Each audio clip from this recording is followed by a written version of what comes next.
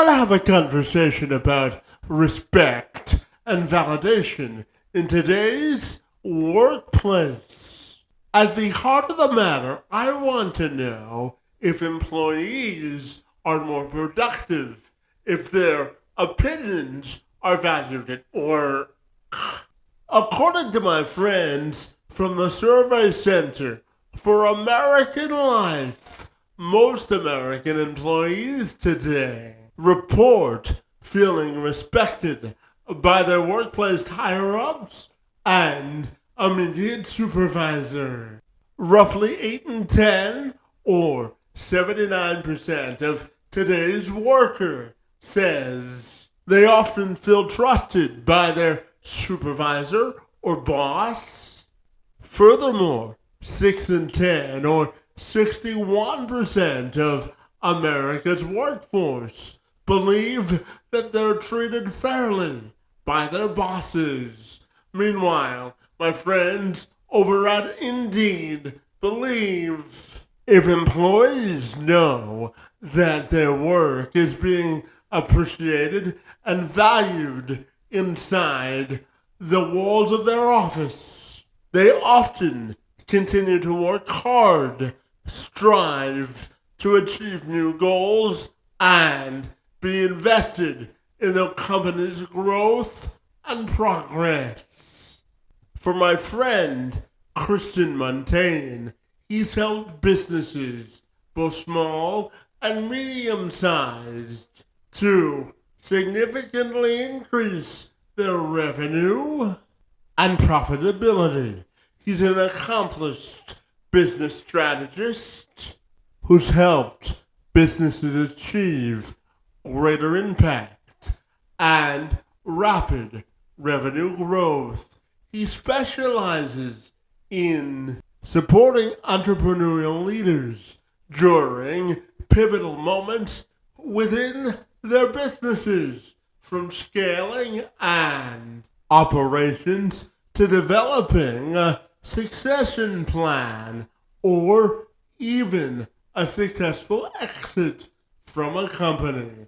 And Muntean joined me this week to talk about business versatility, visibility, and revenue generation. We also talked about what it truly means to embrace the concept of diversity and inclusion in business, and how our special needs community can hold the secret sauce to having a sustainable business. So, without further delay, I'm Kevin McShann. Let's have this conversation.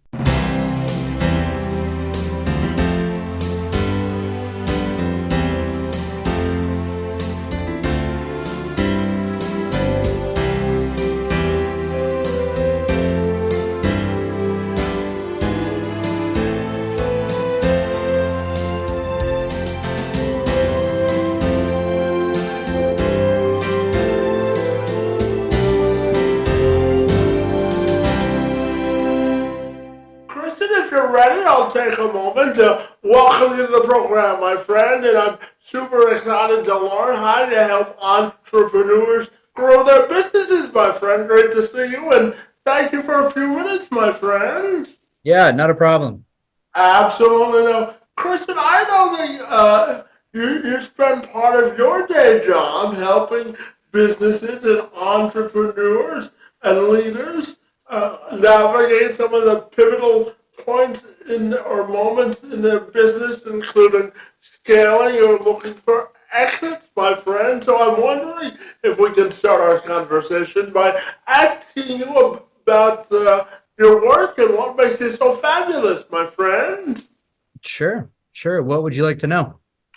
Yeah, just about how you help businesses sort of scale, because there are multiple different ways to help businesses scale, and I know that you have a particular approach to doing that, my friend. So I'd love if you could share it with me, buddy. Sure. Well, actually, I don't know if I have a particular approach. I mean, maybe I do, but usually I adjust what's needed for each of my clients that I'm working with, because different clients at different sizes or with different dynamics in their background need different resources or different support. But most companies, especially small and medium-sized businesses, when they're looking to grow, I think often there's a misunderstanding that they can set a growth goal for themselves, like we'll grow 10% year over year for the next 15 years. And growth doesn't ever look that way. It looks more like a stair step. And oftentimes what they are stuck with is believing that growth should be able to be gradual or incremental, when instead you need to make a big shift or a big jump if you want to get to the next level. And so a lot of times I help people identify those jumps that they need to make in terms of how they structure themselves, how they manage themselves, staffing, and so on, and position themselves to do that effectively, so that they can keep making those jumps without it being very disruptive. Does that? Yeah, yeah, absolutely. And I know, Kristen, that you also help small and medium-sized businesses increase their revenue growth, my friend. So, Yeah. in your opinion, what's the key to the growing revenue for small and medium-sized businesses?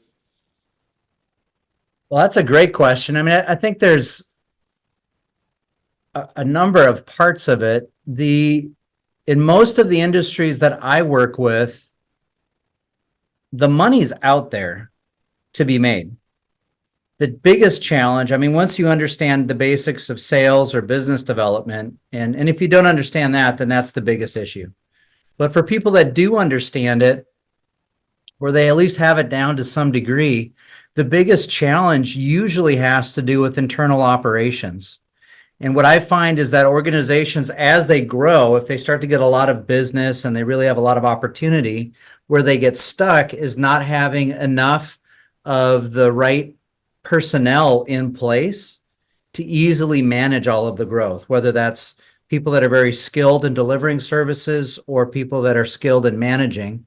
They don't have them in place. And not that many years ago, you could hire those people pretty much when you needed them. But those days are gone. Now the hiring market is totally different, and there's not as many people out there to fill the positions that are available as there used to be. And so you really have to try to anticipate your needs further in the future and plan further ahead. So I find that's one of the biggest both challenges for growth and opportunities for growth is really, I guess you could say, building the right team before you need them. Yeah, absolutely. And Kristen, you brought something up that I wanted to circle back to, and that's closing the labor gap, my friend. How do you think we can entice the workforce of today to take some of the jobs that these small and medium-sized businesses are offering, my friend? How do you think we can close the labor gap, in your opinion? Sure. Well, the labor gap, the primary driver of the labor gap is the fact that there are fewer people being born. And so since the 1970s, there's just been a significant drop in the amount of people being born per family. And so what's happened is there just aren't as many people in the labor pool. And so that's kind of become a topic that's a little bit political right now and people talk about. But regardless of what people think about it, on very practical mathematical terms, the people aren't there. That's the driver of the labor gap. And so, I mean, to get into big picture thinking, the way to close that in the near term is going to have to be through.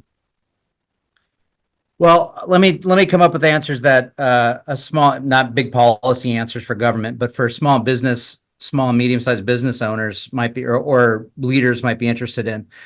The primary way you can competitively attract and retain employees is to really focus on having a very, very healthy and compelling workplace culture.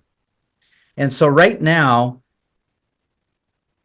a big driver for many people in the workplace is quality of life. They want to be able to enjoy their job and they want to have a job where they feel fulfilled. And because there's so many job opportunities available in most markets, most people know they can kind of go anywhere they want to and make more money. But what people really want is to have a place where they feel more fulfilled and they have better relationships with who they're working with. And so putting effort into creating a better culture, I see that many of my clients are able to attract very high performers from much larger companies that are able to offer better benefits and better compensation and even better pathways for, career pathways, just because they're tired of the culture of these very large organizations that aren't putting emphasis or thought into it. Not that large organizations necessarily don't, but some of them don't. And so some of the smaller companies can compete in that space really simply by being a better place to work. And so people are willing to give up some of the benefits you might get with a larger company because they just enjoy working with a smaller company and feel more valued and more fulfilled in some of these smaller companies. And that's the competitive advantage. Yeah, absolutely. And Christian, I know you wrote a book called Train to Lead, where you were attempting to give executives both revenue streams or ways to increase revenue, but also to give some of their time back and live a more balanced life, my friend. So I'm wondering if you can tell me about the book and why you wrote it, my friend.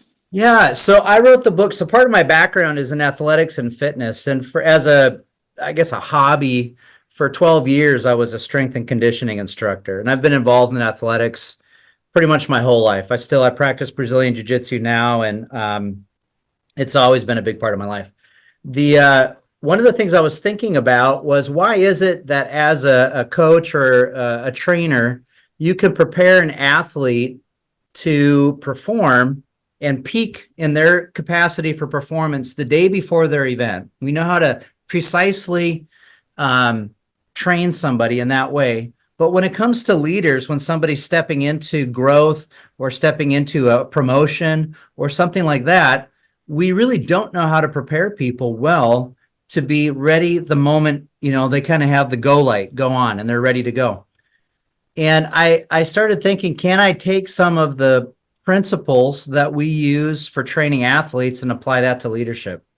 And so what I did is I explored that for about 15 years, started practicing on it with my clients, and I discovered there's a way that you can systematically introduce leadership principles and skills to people so that they're more rapidly absorbed, so to speak, or integrated into your life, so that people can grow and within defined time cycles be really ready to peak out at their best ability where they're at right now, so that they can perform as a leader. So I created this book, Train to Lead, which follows or mimics some of how you would train an athlete, but applies it to leadership and bringing in an ordered way to learn leadership principles. Because I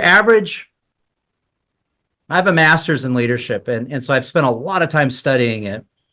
And your average leadership seminar or conference or training that you go to will have good content, but usually it's a fire hose of material and information, and it's overwhelming for many people. And so you don't know, what do I need to pay attention to? What do I need to apply? What fits in my situation and where? And so a lot of it gets lost. And what I wanted to do is find a way for people to be able to understand what they needed to know and in what order and in what sequence and how to approach all of it so that it wasn't lost information, but they could integrate it into their life and into their leadership practices. Yeah, absolutely. And Christian, I'm curious to ask you, how do you think ethical and practical leadership are interconnected? How do you think those two things have a correlation between them, my friend? Which two things, practical leadership and what? The correlation between ethical and practical leadership. Oh, ethical and practical leadership. That's a great question. Give me a second to gather my thought. So I think personally, and the research bears this out, ethical leadership, doing the right thing, and being effective is linked. It's closely linked. Like having integrity in your leadership, treating people with respect, doing well for others, however you want to define ethics. Not however you want to define ethics. That's a throwaway statement. Ethics in the sense of doing the right thing or having, I mean, ethics is a kind of a synonym for morality. And so having some sort of a values-based framework that you make decisions in has a very direct impact on leadership effectiveness. And so that on its own, doing things that improve effectiveness makes it more practical. It's impractical to do things in leadership that undermine your effectiveness. So that's the first part of it. The second part of it is I find that when leaders have a tendency to relate ethically, it diminishes the amount of conflict and complications that they experience in the workforce. And so it makes it easier for them. It makes leadership itself, that the experience of it, more practical and easier to do. Does that make sense? Yeah, absolutely, my friend. And I'm also curious about how you use your personal sort of accomplishments, because I know you've been featured in publications like Forbes, and you were also honored as in the $1 Million Consulting Hall of Fame, my friend. So I'm curious to ask you, how do you use your personal achievements to broaden the impact you can make both personally and professionally? What would be your answer there, my friend? That you're asking a lot of really interesting questions. I don't know that I've been asked a number of these questions before. So I think that those personal accomplishments, like the ones that you named, I think what they do is they bring credibility to people like yourself and make it easier, or make it more interesting for people like yourself or conference organizers or whatever to be interested to have me speak. So it opens doors in that way. I would say with clients, I'm not sure how much those things help. Maybe they do, and I think they lend to credibility or lend to a perception of authority. I think at the core, though, it's the things that I did that brought that recognition that ultimately matter more. Like basically just providing good services for my clients, creating useful and valuable content for people. I think ultimately that matters more than any kind of recognition that I've received. I think recognition's nice, I'll take it. But I think mostly it's just helped open doors in some way. And maybe I'm not utilizing it as much as I could, but that's been my experience. Well, I appreciate you sharing that, Christian. And I'm also curious to ask you about building resilience in leadership. And what do you think it takes to be a resilient leader? What are your thoughts there? Yeah. Well, I mean, resilience, let's define resilience as the ability to get back up after you get knocked down. I mean, that's maybe just one simple definition of that. And I think resilience comes from mindset and having the understanding that just because things got difficult, or there was a failure, or there was some kind of a challenge that occurred, I think building the mindset that just because that happened doesn't mean that you can't overcome. And I think some people, it's the difference between growth mindset and fixed mindset, which I imagine you're familiar with and probably has been talked about on your show. But having the idea that you can continue to grow through things. And I think that largely comes from who you surround yourself with and practice. And so it goes back to the trained lead concept, that you can practice some of these mindsets of learning, like, okay, I feel uncomfortable doing business development and trying to make sales. but I'm going to practice, and maybe I get rejected sometimes, but I'm going to go back out and keep working on this until you get the wins in.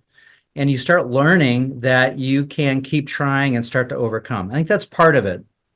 I also think for organizations, long-term resilience also has to do with building a strong systems and structures in your company that allow you to maintain your position without needing to have to put so much work or effort into it. Basically, the working smarter, not harder approach. And then there's another part too, where when you build a really healthy culture, the whole culture self-reinforces strength and helps you overcome difficult times. So those are some of the elements of creating resilience in terms of leadership. The other thing that I notice with many leaders is, I would say most of the entrepreneurial leaders I work with tend to be very hard chargers. And over the long haul, like going at it for 10, 20, 30 years, the ones who learn to practice some level of self-care, like they learn to take breaks, they learn to be moderate with the amount of time that they put into work, they make sure there's time for themselves and their families and so on. Those leaders just have a stronger inner reserve that allows them to be more resilient. Yeah, absolutely. And Kristen, I'm also curious to ask you about how you create balance in entrepreneurship. You know, a lot of entrepreneurs get into a business because they want to increase their revenue. But I'm wondering if you can build on the importance of finding balance in your work and how important that is. Balance between what? What would you be balancing? Balancing between driving revenues and also finding your inner center or reconnecting with yourself, or like you said earlier about the self-care component. How important is it to find that balance between the two? I I think as of late, I've started to wonder if the word balance is really the best word or the right word for it. And I don't have a word to replace it with. But what I find is it's not, I think balance gives us the idea of a scale, and you've got work on one side and self-care on the other side, and you're trying to get balance between the two. At least that's the image that it brings to mind for me. And what I think for most entrepreneurs, when I work with my clients, so I'll put it this way, with my clients, I have I'll have a meeting here in a couple of days with a client. He's led his company as a brand new general manager of a company from doing $20 million in revenue over 2 years. He's been able to increase the growth to about $45 million. In that time period, he's putting in less time at work and he's more at peace. And so he's finding, I think, what a lot of people would call some level of balance or more balance in that way. But it's not really a balance. It's more about knowing what really is important at work and prioritizing that, and knowing what's really important at home and prioritizing that, and then getting rid of all the things that aren't really important. Yeah, and the idea of building a high performance team, Chris, I'm curious to get you to lay out sort of a roadmap on how to do that, and how important do you think listening is to accomplishing that goal if you want people to follow what you're asking them to do and ultimately perform at a high level? What sort of a connection or relationship do you think there is between the two, my friend? Well, I think listening is critically important for leaders. I always say that leadership is a relationship. You can't lead outside of a relationship. You have to have a relationship with the people you lead. That's the entire context for leadership. It's a kind of a relationship. And for relationships to be healthy, both sides need to listen to each other. And leaders do better when they're really hearing what people are trying to say and even asking questions and making sure they understand where the people they lead are really at and what they're feeling and what they're experiencing. And so I find that leaders who are not afraid to ask vulnerable questions, difficult questions, questions that may feel challenging for the leader to ask, are often higher performing because of the simple fact that they understand where their team is at, so they know how to actually lead their team.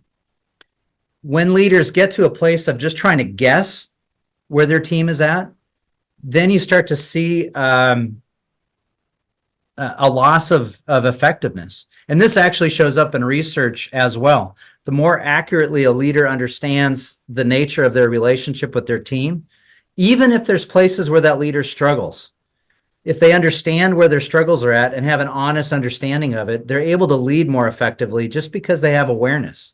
And then if you lose that awareness, you have your ability to effectively engage with your team decreases. Yeah, and Kristen, I'm also curious to ask you about creating an environment of positivity as a leader. What do you think is the key to creating a positive environment where people want to return to work? What do you think is the key there? For people that want to return to work, Or creating an environment of positivity at work? What do you think is the key for creating an there? environment of positivity. Yeah, so that's a great question. The positivity is something that can't be manufactured. I mean, people see through platitudes and kind of fake things.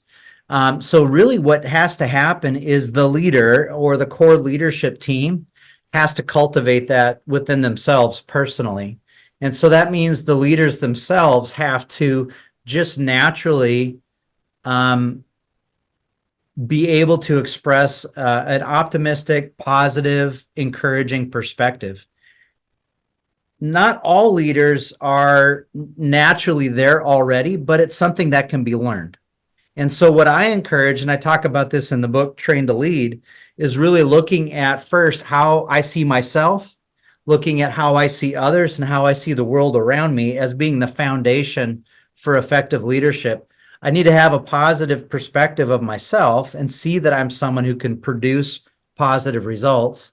I need to believe that about other people, and I need to believe that I'm operating in a world where good things can happen. And that needs to be a driver for me. And where I don't, I need to work on that. And that has a lot to do with surrounding myself with voices or influences that are positive. So making sure I'm around people that see things that way. And then just broadly speaking, practicing gratitude. It seems very, very small, but learning to be grateful, learning to express gratitude is very transformative in that way. Learning to practice seeing good in other people and in environments is also helpful. And there's exercises around that I have in the book, but I think it's critical. Once a leader sees things positively, they're able to begin to, what will naturally emanate from that leader is that positivity, and they don't have to work so hard to try to create it. It just comes out of them. Yeah, absolutely. And Carson, I'm going to ask a bit of a self-serving question here, my friend, but Sure. I also, outside of hosting this podcast, I also do some professional speaking with businesses about the importance of hiring folks with disabilities because, just to give you a little background on why this is important to me, Chris. And so I was told, buddy, at the age of 9 that I wouldn't be able to walk for the Wow. duration of my life because of the severity of my cerebral palsy. And so I graduated college with a sports journalism degree back Wow. in 2010. And when I graduated college, I heard some form of the same line every time I went into interview for jobs. News directors would tell me, "You're qualified for this job, but because of your disability, we view you as a liability. Now, I graduated college almost 15 years ago now, but it's still a driving force for me because, nearly half of our non-disabled population is employed, but almost 10% of our disabled population is underemployed, not simply because they don't want to work, but because of a lack of opportunity. So I'm curious to ask you, how important is it, do you think, that organizations and businesses embrace diversity as a competitive advantage, my friend? You're asking how important do I think that is, or Yeah, to you personally, yeah, to me personally? Well, I don't think you knew this about me. So I used to work in the field of disabilities with I used to be a personal care provider 20, 30 years ago when I was in college. I'd served on our governor's council for special education and disabilities in the state. So I was very involved in that, both like on a policy regulatory level. My daughter has Down syndrome. And so it's very personal to me in the sense of when I look at her future and what opportunities are possible for her. So if you're asking how important it is to me, I would say it's very, very important. When I just think about very personally, my daughter, who right now is 8, I want her to be able to be her future to be as independent as possible, where she's able to live the life that she wants and that she's comfortable and that she's safe and she's able to pursue the things that she wants to do. And that includes an opportunity to work and to both receive and to give value in that way.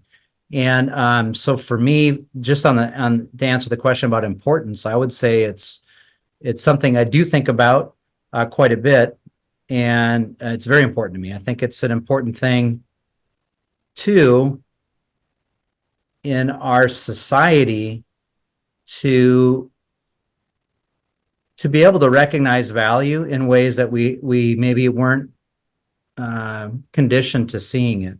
And maybe, Kevin, maybe this is part of the opportunity that even comes from the workforce shortage. Just all of a sudden, there's less people to choose from.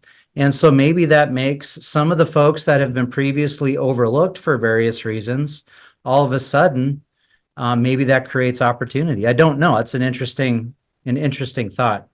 But I think about, like, with my daughter, she has Down syndrome. And then there's countries like, I think it's Iceland, that has almost no people born with Down syndrome at all in it. They terminate those pregnancies, and there's almost nobody in the country that even has it. And I think it kind of grieves my heart to think that there's nobody in that country that even knows what people like my daughter are like, who I think my daughter's amazing. And so I think that it's important for people to see all kinds of people, especially when they're able to provide value. But even if they're not, because there's a wide spectrum of ability out there. I think that when and where we can in jobs, I think that's good to find ways to do that. And as technology evolves, there's more and more opportunity, and there's less and less excuses to not be able to do it. Yeah, it's important to have a diverse way of integrating people because it's a faster and more efficient ways to solve problems. Would you agree with that? Say that again? I said if you integrate more people with diverse experiences, it's a faster or a more efficient way to solve problems. Would you agree with that? I think it can be. Yeah. I mean, I don't think diversity necessarily automatically produces better results, but I think it creates an opportunity for better results or different results than what would otherwise be possible. And so I think it's important that we're I think everybody naturally wants to be around people and in environments that they're accustomed to and that they're used to. And so I think some of the diversity questions creates a little bit of a challenge, and so it can be uncomfortable for people because it's unfamiliar. in knowing how do we change our workplace to make this work. And I think it's worth wrestling with that to figure out what new value can come out of this, as opposed to it just being perceived as a process of accommodation. And so I think that there can potentially be a lot of value that can come from having that diversity. And I just want to point out here, like, I don't know your whole story or history, but I've been I've been a guest on many podcasts, and you've already asked me like 3 or 4 or 5 questions I've never been asked before that have kind of made me stop and think. And so, with your background in journalism, it would seem if you're whipping out that many different questions that are clearly not routine, to me at least, I mean, there's somebody out there journalistically that's losing out if you're not involved with them. Mhm. Just because you're thinking about things and asking questions that, at least to me, that I'm not being asked by other people. Well, I appreciate that, and I want to end on a positive note, my friend. So I'm going to end on a two-part question. I'm curious to ask you about, what do you think is the key to sustaining success as a leader? And my friend, when you look at your own personal and professional legacy, how do you want that to be defined? So you're asking what I think is required to sustain success as a leader, and then my own personal legacy? That's correct, yeah. All right. Easy questions. So I would say there are a number of parts to sustaining success. I think the first part of it is really being maybe a little bit more thoughtful about how you even define success. What I find is we use this word success oftentimes, and we're not very sure of what we mean by it, or we discover that we've adopted someone else's definition of success and it's not really our own. So I would say the first thing, if somebody wants to have sustained success, is to make sure that they're personally very clear about what having a successful life looks like to them, and that it's their own definition, that it's not someone else's. And then along with that, I think building just basic healthy habits in life in terms of how you take care of yourself, how you relate to other people. I think it's the same thing as like, how do you sustain good health? It's not that hard to do if you have basic healthy habits to sustain general good health. And the challenge is when you start to develop hard habits and you want to be healthy in spite of the fact that you have, unhealthy habits. And so I think it's similar for leaders. If you build healthy habits in terms of how you take care of yourself with self-care, in terms of how you relate to other people, how you structure your organization, then sustainability becomes much easier to manage. Does that answer that question? Yeah, absolutely. And what about your own legacy, my friend? How do you want that to be defined? Yeah, that's a good question. And I think I'm in part, I think I'm still defining that. What I love to do is I love to help leaders I call it finding the handles on leadership principles and leadership concepts so they can actually use them. And part of my background early in my career was in international disaster relief. I worked in disaster zones and war zones. And I just began to see when you had healthy leaders, whether it was on the teams that I served on or whether it was in the communities we were working in, there was almost no limit to what you could accomplish. Even if you're in a very insecure environment with no money, you could get all kinds of things done. And then if you didn't have healthy leadership, it was very hard to get anything done. And so what I would like to do is I would like to be someone who is able to help leaders in any kind of environment really be as healthy and as effective as they could, because I see the broad impact that it has on people around them. And so I would hope to create a body of work that's able to serve leaders in that way, hopefully far into the future beyond me. Yeah, absolutely. And Christian, finally, tell me if people want to get connected with you, buddy, what's the best way they can do that? Sure. I appreciate that. Best way to reach me is at my website, www.christianmuntean.com. And there's a ton of free resources as well as ways to access my books, which you can find on Amazon or Barnes and Noble or anywhere else as well.